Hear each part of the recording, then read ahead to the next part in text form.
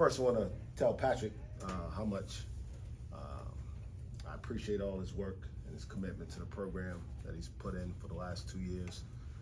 I know this school, this program means a lot to him, and obviously helping facilitate these setups and all the other requests that come from our student athletes is no easy task, but he did it with great pride, and we really appreciated it all. So thank you for that. As far as the season, obviously fell short of our ultimate team goals, which is obviously playing an NCAA tournament, and then not just getting there, having a team that's capable of having success. There were a lot of reasons why that happened. Some of it was outside of control, but there were several things that we could have done better to ensure our position. And ultimately, that's on me, and it's my job to put our program in position where we are not on that line or fighting in the last couple of weeks, but that we have consistent success throughout the year. And so as we move forward, I understand that responsibility well. I take great pride in it. Nobody wants to see the program have more success than I do. And so our staff and I are committed to doing the work necessary to get the job done and to continue to put a roster together that's got the ability to do those things. And so I'm while I'm disappointed, I know there were also some good things that happened. We did win 8 games in the hardest league in the country. Won 3 of those on the road, and so there's a duality, right? You can acknowledge the shortcomings, but also acknowledge the accomplishments at the same time. And ultimately, it's my job to make sure that there are more accomplishments than shortcomings moving forward. So I'm more committed now than I've ever been. I feel really good about where we're going. Obviously, there's going to be a lot of fluidity, just honestly, in the roster, guys. I mean, I don't have a whole lot of answers for you on that. I'm sure that's probably a lot of the questions that are coming. But I have had individual meetings with every player. Each situation is a little different in regards to whether they are either capable of being back or whether it's in their best interest or the interest of the program to be back with us next season. And not all of those decisions are necessarily mine or theirs. Some of them are combined. And obviously the graduation thing complicates it a little bit because those then require us to provide an extra year here. So there's a lot of moving parts. I wish I had better answers for you, but obviously as time evolves, this thing is going to be a moving target in a lot of ways. But I do know that we're going to continue to address making sure that we are aggressive in the recruiting space. A lot of it will be through the transfer portal. We've already made a lot of contacts. There's a lot of high level of interest in helping our program get to where we believe it can go. And I look forward to the work ahead of us.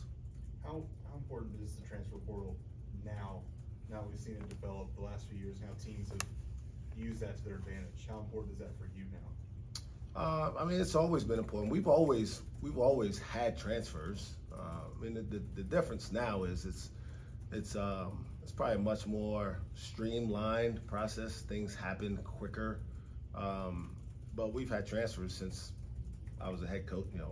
One of our most important players my first year was a kid who transferred here from Cal State Northridge named Kendall Smith. So we've always worked in the transfer space.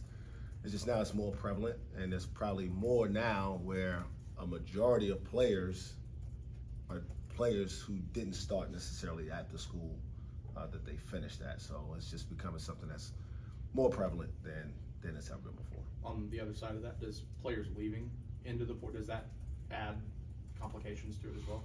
I don't know about complications. I mean, I just think as coaches, we all understand that this is where we are in our sport. No one on our team that could come back had told me in our meeting that they don't want to. I'll say that. I'm not saying that they don't not want to come back. Right? I can't speak for them. And obviously, whenever that decision is made, these kids will make that announcement on their own. That's not my place to do that for them. But I understand. I don't expect everybody that's eligible to be back in all candor. But each situation, like I said, will be a little bit different. So how hard is it then, Mike, to come maybe mutually to a decision where you and a kid kind of agree it's not in his best interest to return to Oklahoma State, or it's not in the school's best interest to have him back? Yeah, I don't want to talk to the degree of difficulty because I don't know if that matters. It may not be comfortable because I do care about all these kids, you know, and I want to see them all be successful. But at the end of the day, my job is to make sure our program wins at a higher level, and that's where most of my energy will be focused on, is making sure our program is in a position to be successful and as successful as we can are capable of being moving forward. Hey Mike, can you talk a little bit about just your thought process, and you talk about individual meetings with the guys? We've heard from different coaches, different places, different sports, how they approach this time, you know, when guys could enter the portal. Do you have the same conversation with all the guys, or what's sort of your, I don't know, re-recruiting is what you think of it as, or how do you look at that? So the conversation is the same in this sense. The program has expectations, and you're either adding to our ability to meet those expectations, or you're falling short in whatever it is that your part in us having success is. And that goes for everybody, including myself, meeting with people above me, right? We all have an obligation to make sure Oklahoma State basketball is really good. And so starting with myself, down through the staff, and then for every player, are we all meeting our obligation to the program? If we're not, then can we fix it? If we can fix it, what does that look like? If we can't, then here are the options. And so it's different when it comes to each person in that regard, what it is that they need to do, or what a staff member needs to do, or what I need to do. But it all comes back to, once we decide this is the group moving forward, this is the group that we believe we can have the most success with. Mike, you talked about the transfer process has become condensed. How difficult is it to find out if a guy is the right guy for the fit, talent, all the personality, all those different things? You spend 3 or 4 years recruiting these high school kids, and then I assume less than 2 or 3 weeks recruiting a transfer. Sometimes 3 or 4 hours. How difficult is that? It's hard. But one of the things that you are able to do now, and it's probably crazy to even say, is you watch these kids play in college now, and so you see whether kids playing in the Big South, and John Michael Wright's example, whether we think what he does there can translate. When you see a guy like Tyreek Smith play at Texas Tech in our conference, Bryce Thompson in our conference, Musa Cisse, so we've had some experience of being able to watch guys perform in college. And so then you got to figure out whether that fits what you need, and what's glaring from my perspective. We need more playmaking. We got to get deeper. We got to get probably more dynamic in terms of playmaking. The front court, obviously, we got to get more skilled there. But I think we improved, but we didn't improve it enough, and that's ultimately my job. Make sure we get better at a higher rate. What about the fit portion of that? Is that just go out the window? Yeah, no, it's important. It's just that it's really hard to know until they get here, to be totally honest. Because no one's going to tell you that they're a bad teammate or that they want to shoot all the balls or never come out of a game, right? And you're not going to tell a kid that, hey, if you don't go to class, you're going to get kicked out of here. We tell them we have an expectation on both sides. But it's until you get here and you're doing this thing every day, and you get into the grind of October, and you've practiced long enough to be tired of practicing, but there's not a game for another month, that you really find out what people are about. And that's the challenge, is that you don't have exposure to those things. So what you do is you got to rely on, maybe people who've coached him before. If you know the coaches he's coming from, if you know people he played for in the past, if you have some familiarity with people he grew up with or teammates that he's had before, and there's a lot more external things that you're trying to piece together. But again, it happens much quicker, and you gotta get to the decision point, and you gotta pick yes or no much quicker than you do on a high school kid like Brandon Garrison, who I recruited for 4 years, right? I know what kind of toilet paper he likes, not really, but. Why not? So whenever you see a guy that you're interested in hit the portal, what does that look like? Do you send stuff to assistants? Like what does it look like in a breakdown? Yeah, so you usually kind of have an idea that they're going to hit the portal. You know, in many cases, it's Is that not. grapevine stuff? I mean, like you have an idea of somebody. I mean, the grapevine means it's not really true, right? Yeah, I don't know. You know, I mean, so it's usually pretty accurate, but and when that does, then you got to figure out if that fits what you need. You know, and for us, you know, we got a lot of pieces we got to put together. You know, a year ago we were pretty dead set. We knew we had 3 dynamic bigs coming back. We knew, you know, we really need to address our shooting. We thought we did that with John Michael Wright and Caleb Asbury, which, by the way, I thought both of them played pretty well. You know, you take a step back and look at their numbers and what they were able to do for us. They just had to, because Avery got hurt, do more than maybe what we thought they were going to need to do for us to be successful. So I'm proud of both of those kids and what they helped us do. But back to your question, I think, you know, you just got to figure out whether you think what the kid that's in the portal can translate to how you're going to try to play him, right? If he's a point guard, what's his assist to turnover ratio look like? Does he play an offensive system that allows him to then translate to what you do well? Or can you adjust your system to meet that player's strengths? Because there's a duality, right? You can't just be married to something because we didn't play the way we played with K before K got here. And so some of it is adjusting to the player's skill set and his talents. And then some of it is you have some pieces that you know you need to fill gaps with. And then it's just the background work constantly, you know, calling people, seeing if there's people in the league who, what would you guys think of when you prepare against this guy? Was he somebody at the top of the scout report? Did you feel like you had to double team him? Did you know? So there's a lot to it because again, it happens so fast. You kind of got to make a decision quick because these kids are in the portal and then they're taking business and they're making decisions faster than they did kind of on their high school route. So you're just kind of constantly watching film at this point? Constantly. I'm you know, I went up to Wichita to watch my son play. I took my laptop with me in between games. I sat in the corner, put some headphones on, and watched some kids in the portal. I came home and sitting eating dinner, and women's basketball games on, and my computer's in front of me watching. I mean, it's all day, every day. So with players like Asbury, you know, obviously you knew he only had 1 year going in, but does the portal and players like Asbury kind of eliminate the long-term planning? Because, you know, obviously you want to focus on that year, but now you have to go out and try to replace the production and replace that player. Is that something that goes into the thought process of he's a 1 year player, but we're going to have to replace it, or he can help us win next year? Yeah, it's a great question. I mean, and it's probably more philosophical. I've always, as I was coming up being a coach, I never thought we'd get to where we are now with, you know, you can transfer whenever, and you can transfer with 1 year, and you can transfer 3-4 times.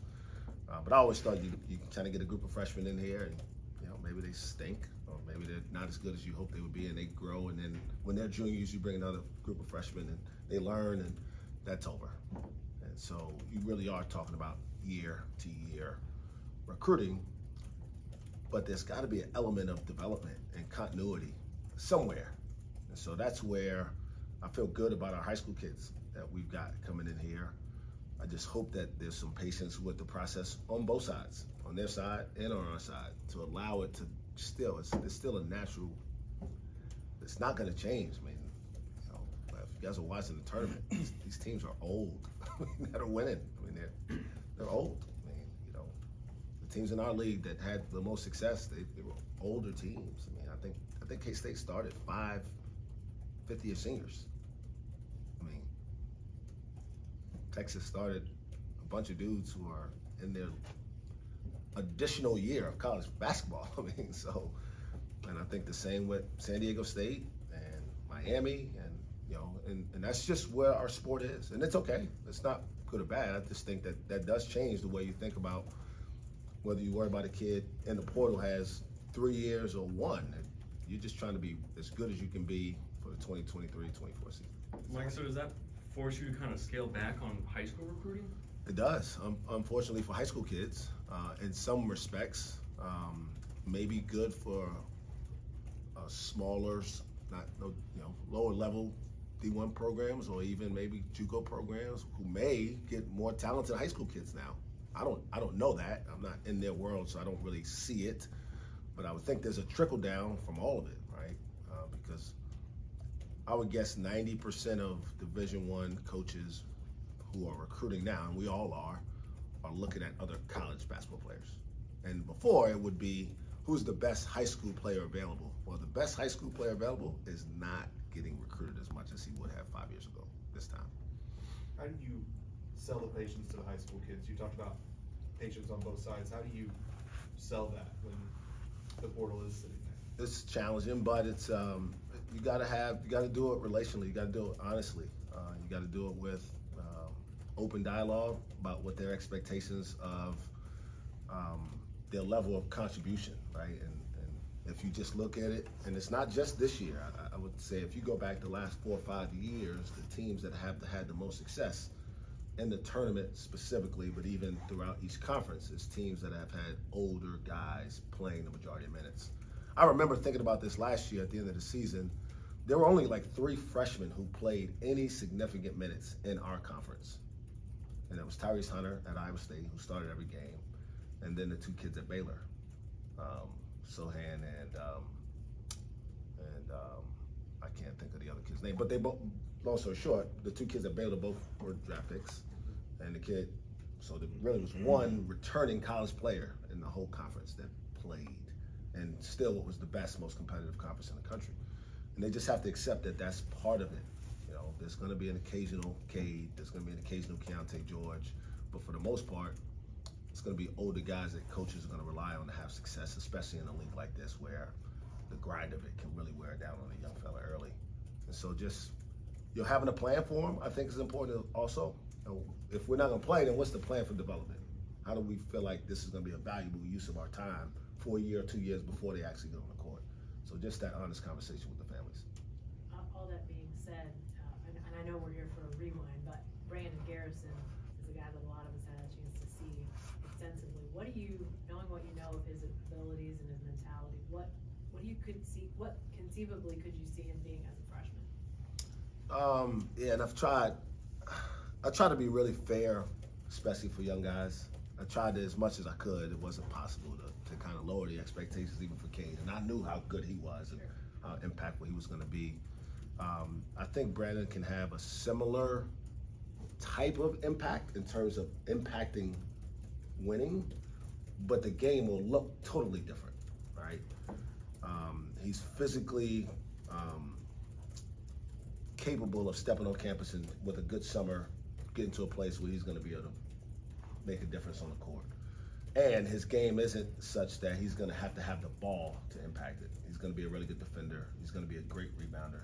But the best thing Brandon Garrison does, if you guys have watched him, is he's an unbelievable passer for a kid his size at his age, and which is good for both him and for us, because that obviously will enhance his ability to be able to be trusted with the ball, but also will help us offensively, a team that struggle with playmaking and decision making moving forward. But there'll be a learning curve. You know? There'll be an older big guy here. I don't know who. Maybe one of the guys coming back. Maybe somebody recruit out of the portal that'll be pushing him around for a couple of weeks in June and July, and that's okay. And then hopefully by the time November, December rolls around here, he'll be ready to take those blows and deliver some back. Are you going to go to the All-Star, the McDonald's game? We're not allowed to. Oh. So I'll watch it just like everybody else. In fact, I may watch it. I may be watching Portal guys. I may watch the McDonald's game. Those guys aren't that relevant to me. I may be watching the McDonald's game next year to see who played well in the McDonald's game this year. You mentioned earlier. Oh, go ahead. I mean, bird's eye view, you have the reputation as a great recruiter. Kids want to come in and play for you. Do you feel comfortable in how college basketball has become, of recruiting every year? Recruiting is always something I've enjoyed, because I enjoy meeting people and developing relationships. My issue now is that I don't think relationships are as meaningful as they used to be, because they're so dependent on outcomes, and outcomes that sometimes are arbitrary. And that's why we try not to make promises in recruiting, because promises create expectations that then you can't really justify, right? So if I tell a kid he's going to play 25 minutes a game as a freshman, and he may play some games where he plays 25 minutes, but then there's going to be some games because of foul trouble or injury that will flow the game where he plays 17 minutes, and he's really productive, and he feels like I lied to him or that he's a failure, and then everybody around him tells him that he needs to get out of there. And so that's why you try to stay away from those things that you don't have control over, and just talk about the experience that you can provide, the opportunity in the conference that we play in, being able to play in this program that's got great tradition, a really good fan base with expectations, and to embrace that, and to just enjoy the struggles some, right? No one wants to struggle, but I think it's part of the issue we have is, and I probably was this way, and in hindsight, you probably think you're not, but it's okay. Like, some of your best experiences come from disappointment or rebounding or learning from, and we gotta be okay that that's life. Like, not just in sport. That's true in life and anything you do. So we'll always be aggressive in recruiting, no matter what the circumstances are.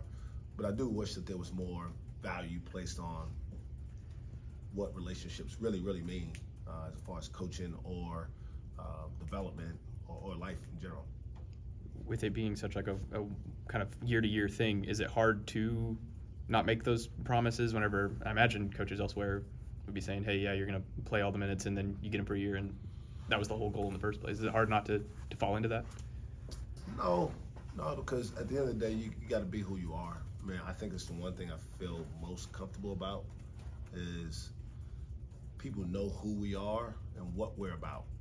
And, I think we've shown that we can be successful doing it that way. It doesn't mean it's for everybody, but I think the more you can narrow the scope of the people you focus on, the more opportunity you have to develop a real relationship and then be able to deal with the adversity that comes along with the struggles or the successes. Team USA, how big of an opportunity is that to just kind of work with some kids and kind of maybe talk to them a little bit? Yeah, I mean, I don't know if I'd necessarily look at it from a recruiting standpoint. There's always an element to recruiting in everything we do, but I really just feel fortunate to have the opportunity to again represent the country. I'm thankful to Don Showalter and Matt Painter, who's the chair of the committee that chooses the staff, and to Tad, who wanted to have me work with him again. And so to be able to represent the country, one of my most prideful moments in my life was putting a gold medal on last year. And so I think about that more than anything. Now, will I be able to be around some kids who I maybe develop relationships? I think that's kind of an added bonus to it. But the truth is to just be able to go out and do your best to try to win a gold medal for the country again. There were games where you guys shot the cover off the ball, and then there were some really head-scratching moments. Do you go into fixing that once you kind of know who's coming back, or is that something that we need to start? We work on it now, and then formulate a game plan to go into June, or no? So starting on Tuesday night after we lost, I think I got home about midnight that night. I spent the next 3 hours from November 7th. I watched the UT Arlington game. I watched every single game we played, every possession of every game we played, and there were some good moments, like you said. There were some times where you show, wow, this team's really grown. And there were some times that was like who was coaching these guys? And it was me. And I got to look in the mirror and figure out how to make those moments disappear. That's my job. But there were also times where we coached pretty well and put our team in position, and it didn't go our way. And we got to be okay that, yes, we're good enough to have an 18-point lead at Kansas. It's hard to blow them out. It happened once this year. I think it happened once last year. It just doesn't happen that often. Could we have? Sure. We weren't built to blow out Kansas in Allen Fieldhouse. So we're going to have to win a close game. We had a couple wide open shots with the game in the balance that didn't go. We had a double-digit lead against Southern Illinois, and I know people point to that game. It wasn't. We didn't have a bad game plan. We missed free throws and had turnovers late in the game. I mean, same against Central Florida. Against K-State, I think we're up 11 with like 5 minutes to go, and we just didn't finish. We didn't finish well enough. So that's going to be a lot of my focus this season is consistent play, specifically on the offensive end, and being better finishers, whether it be free throws, great possessions where the ball moves and gets into the paint, and then whatever good shot you get from there. And so, while I take total responsibility, the record is mine. I get it. There's some things that we need to build on, and there's some things we need to change. And the things we need to build on, I feel good about. The things we need to change, it's on me to get fixed, and we'll do that. Somewhat through personnel, but somewhat through some different schematic things. Do you feel like you personally, and maybe Coach Steph, you like the progression offensively you guys have made? Because you changed some things this year. Yeah, so you like. And I'll say that, and this is in no way making an excuse. So coming into the season, you got Avery Anderson, who's a preseason all-conference guy. Bryce, who has shown flashes that he could be, and had some moments this year. He shot almost 40% from three. Significant jump from 29, I think, the year before. And Caleb Boone, who again, from time to time has shown he can be a guy you can play through. You got three guys, but you need all three of your guys to play well consistently. Our two guards didn't get off to a great start shooting the ball, and then you deal with the injuries as you go through the year. So my point is, yes, I like where we made progress, but you're always going to have to adjust based off what happens during the year. And so when Avery gets hurt, and now you really don't have any true. When Texas and West Virginia play you, you're not running your offense. I don't care what it is. They're going to face guard you. They're going to be physical, and you're going to have guys who can say, okay, if this guy's going to play me one-on-one and they're going to open the lane, I'm going to go down here and create a shot for somebody, if not myself. And losing him really created a void there because that's not necessarily John Michael's strength. That's not really Bryce's strength. So what I've got to do, again, personnel-wise, got to develop more depth in that area where we can do that with multiple people or have more guys that we can play through on the interior. So I don't know if I answered it, but yes, we want to continue to evolve, but some of it is just having different pieces who can do different things on the floor at the same time. We talked about having too many like pieces in previous seasons. Is that something that you've kind of grown throughout your time? Is you needed shooters, so you brought in Caleb Asbury and John Michael Wright.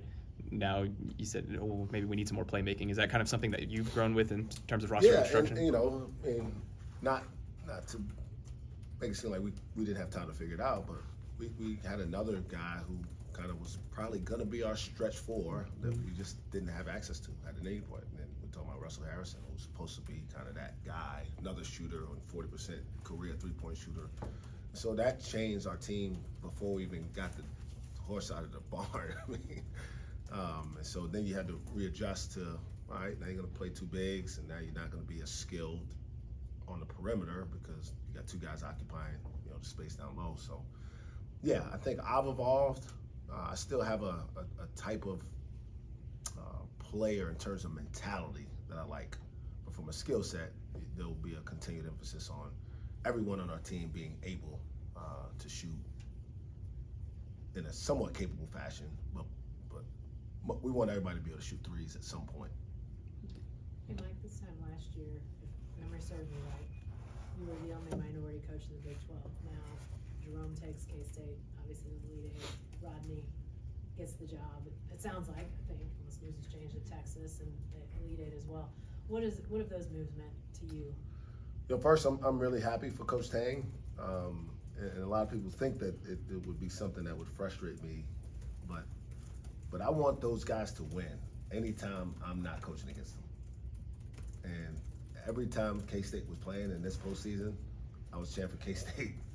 A lot of it was because of Jerome Tang and the respect that I have for him as a person and the grind that I know he went through to get his opportunity, and knowing that I knew based off the industry, and I think Jacob and I talked about this, those guys are ready. And there are a lot of more Jerome Tangs out there that just deserve an opportunity. And I'm glad, and I don't want to speak to why it took long, because I don't know if it took long. I don't know what the conversations with Rodney Terry were. I'm just glad that today is happening for him. He had a year-long interview to show it, and he's got a 13-point lead in the Elite Eight, and a chance to go to the Final Four in that one-year opportunity. So great people, tremendous guys who can connect with young people and help them be successful, and they can coach basketball. and they proved that, and I'm glad to see it. And obviously, we'll coach against them. I don't know what the league schedule looks like next year. I usually would say we coach against them 4 times, but I'm not sure that that's going to be the case. And so I look forward to seeing them, continue to have success, except again when we're competing against them. What do you know about the schedule next year? Anything Nothing. that relates to the conference? Okay. No, not a thing. Do you anticipate using all 13 next year? We'll use as many as we need to put ourselves in the best position to have more success. We got a little bit of flexibility based off of absorbing the 2 this year, so we're not committed one way or the other. We'll just, if we get to 12 and feel like we're in good shape, but if we get to 12 and there's somebody out there available and we think they can put us over the top, we'll certainly do that. You talked about Garrison earlier, but what about the other 3 guys that you have signed? What do you like about it? What do you see from them? Yeah, they're all basketball junkies, which is what I like the most. Jamira Keller played on a broken foot all the way to the state championship game in the state of Texas. Has been in the boot since the day after the state championship game. He's healing now. He's going to be fine. He's got time. But he's a competitor. Tough. Can shoot it, can score. He can get downhill, drive, get into the lane, and create offense.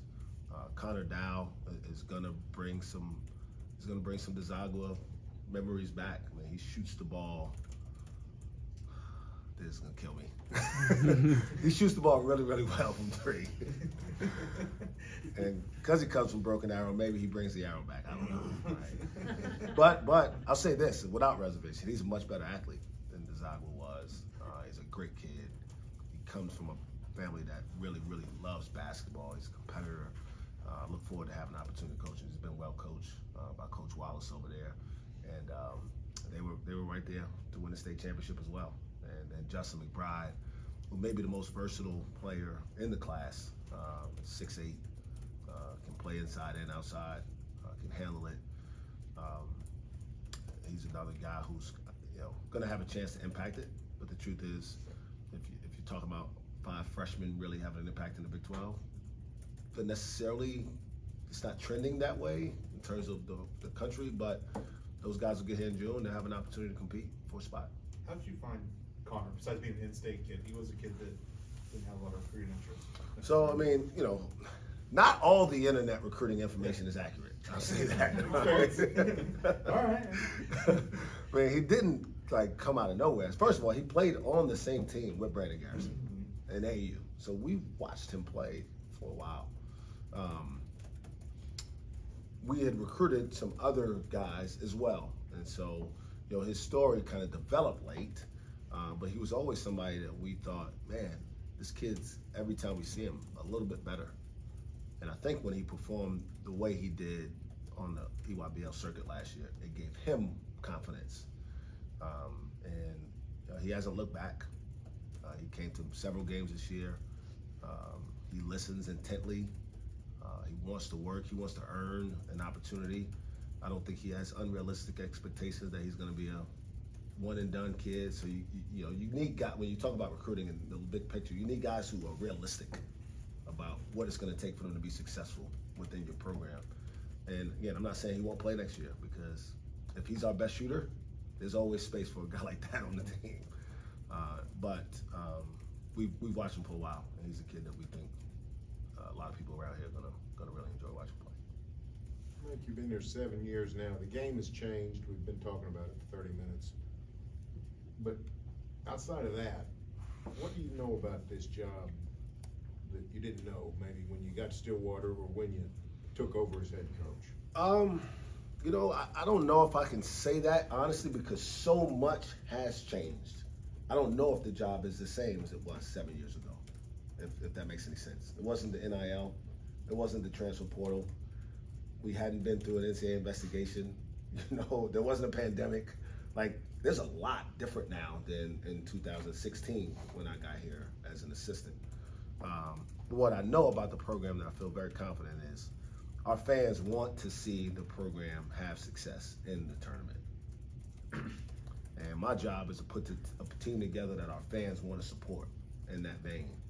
And so that's really what my focus is. It's not on, what hasn't happened, but it's about making sure that we do everything we can as a staff to put together a team and then put them in position to play well enough to be relevant in the tournament, moving forward. Mike, there's some prestige kind of attached to this university and its history. Does that put any more pressure on your job and what you have to do? Not really. I mean, I don't think so in this sense, right? I don't control any of that. So the things that I try to pressurize myself around are sit in that computer as long as it takes. I'm watching as many guys shoot the basketball. I'm feeling good that if we bring one here and when we draw up a play, it may rim out, but 4 or 5 times out of 10, that thing's going in. And then putting everything I can into these kids that are going to show up for spring workouts and fall workouts, making sure our staff is clear on the vision we have and what our ultimate jobs are. And then I just have to respect that tradition. I have to respect that Mr. Iba built a program on defense. People want to see a good defensive team. Coach Sutton has some great offensive teams. He has some great shooters. So people still remember what they admired about Oklahoma State basketball. We need to play in a way that gives them that same pride. But I can't think about being Mr. Iba. Like, I can't be him. This isn't 1945 again, right? This isn't 2001 again. And, those guys were, 50 times better coaches than I am. But I've got some room to grow. I've got some great mentors that I lean on to continue to help myself get better in those areas. And to not worry about the things that I can't control, and just try to focus as much as I can on doing the best I can every day. All right, we'll wrap it up there.